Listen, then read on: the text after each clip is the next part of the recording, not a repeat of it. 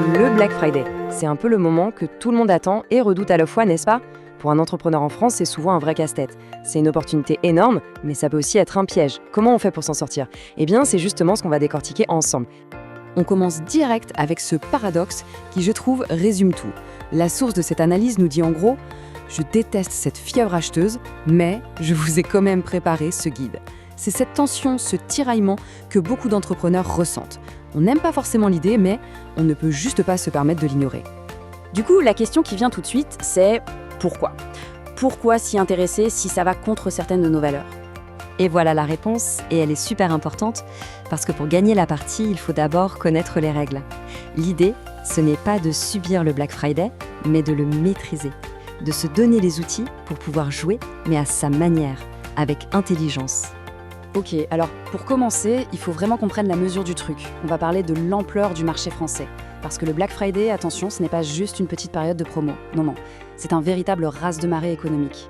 Et un raz de marée, soit on l'anticipe, soit on se fait emporter. Alors accrochez-vous, 398 millions d'euros. C'est le chiffre d'affaires, rien que ça, pour le Black Friday en France. Et le plus fou, c'est que ce chiffre ne fait qu'augmenter, plus 22% ces 5 dernières années. Donc oui, c'est une opportunité gigantesque. Mais ça veut aussi dire que tout le monde est sur le coup. C'est un vrai champ de bataille. Et quand je dis champ de bataille, regardez-moi ça. La concurrence est féroce. On a Amazon qui écrase tout avec 8,6 millions de visites. Loin, très loin devant des géants comme Cdiscount ou la Fnac. Qu'est-ce que ça veut dire pour une plus petite marque? Ça veut dire que si on y va sans un plan en béton, on est tout simplement invisible. Bon, maintenant on aborde un point qui est, mais alors absolument crucial. L'erreur que beaucoup font, prendre ce qui marche aux États-Unis et essayer de le plaquer ici, en France. C'est la recette parfaite pour l'échec. Le marché français, c'est une autre planète. Il a ses propres codes, ses lois et surtout une mentalité de consommateur complètement différente. Pour faire simple, aux US, c'est l'achat d'impulsion, l'urgence, le vite, il faut que j'achète. En France, pas du tout. Le consommateur est bien plus réfléchi. Il va comparer, chercher à comprendre s'il y a une vraie bonne affaire. Donc toutes les techniques de vente un peu agressives, eh bien, ça ne prend pas. Et comme si ça ne suffisait pas, il y a la loi. Et en France, on ne rigole pas avec ça, c'est super strict. On n'a pas le droit de vendre à perte, par exemple. Et une promo, une vraie, elle doit être calculée sur le prix le plus bas des 30 derniers jours. Même le mot solde est réglementé. C'est pour ça qu'il vaut mieux parler de promotion exceptionnelle. C'est plus juste et plus sûr. Tout ça nous amène à cette phrase qui résume parfaitement la mentalité française. Moins de rabais, plus de raisons d'acheter. Moins de volume, plus de liens. En clair, le succès ici, ce n'est pas juste une question de prix, c'est une question de confiance, de connexion. Il faut donner une vraie bonne raison d'acheter, au-delà du simple pourcentage de réduction. Allez, on passe à un concept psychologique que je trouve fascinant. C'est le changement radical de comportement du consommateur pendant le Black Friday. On passe du mode promenade ou flâneuse au mode chasseuse. La chasseuse, qu'est-ce que c'est? Eh bien, en temps normal, un client potentiel se balade, il découvre, il flâne. Mais pendant le Black Friday, c'est terminé. L'état d'esprit change complètement. La personne a une mission, une liste précise, un budget en tête. Elle n'est plus là pour être convaincue d'acheter, elle est déjà convaincue. Elle cherche juste la meilleure offre, la meilleure cible. Et ce changement, il s'explique par 3 choses. D'abord, il y a ce que l'on appelle la permission de dépenser. Socialement, c'est le moment où c'est OK de se lâcher un peu. Ensuite, il y a la transformation en cadeau. L'achat peut être pour soi, mais aussi pour les autres, ce qui double sa valeur perçue. Et enfin, l'urgence réelle. Noël approche à grands pas.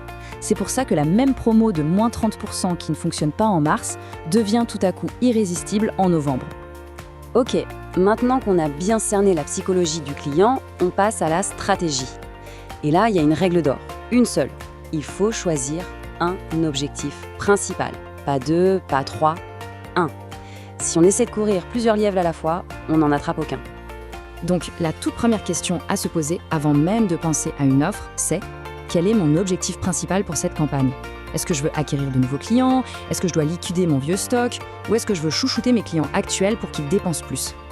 Et en gros, voilà les 3 grandes stratégies possibles. La première, l'acquisition. L'objectif, c'est de faire entrer de nouvelles têtes. La deuxième, la liquidation. Là, on veut vider les stocks, faire de la place et de la trésorerie. Et la troisième, la maximisation. On se concentre sur les clients qu'on a déjà pour augmenter leur panier moyen. Et pour chaque stratégie, attention, les indicateurs de réussite ne sont pas les mêmes. Bon, l'objectif est choisi. Maintenant, la question à 1 million. Comment on crée une offre irrésistible sans se lancer dans une guerre des prix qui va pulvériser nos marges? Eh bien, le secret, c'est de créer de la valeur. Et on va voir comment faire. Il y a plein de techniques super efficaces. Par exemple, on peut se concentrer sur un seul produit, le produit héros, pour avoir un message clair et percutant. On peut aussi créer des bundles, des lots, l'exemple est génial. Au lieu de faire une promo sur un produit à 100 €, on le vend avec un autre produit qui en vaut 50, et on propose le tout à 125 €. Pour le client, l'affaire est excellente et pour nous, le panier moyen explose. Offrir des bonus exclusifs, jouer sur une vraie rareté, genre un stock vraiment limité, ça marche aussi très très bien.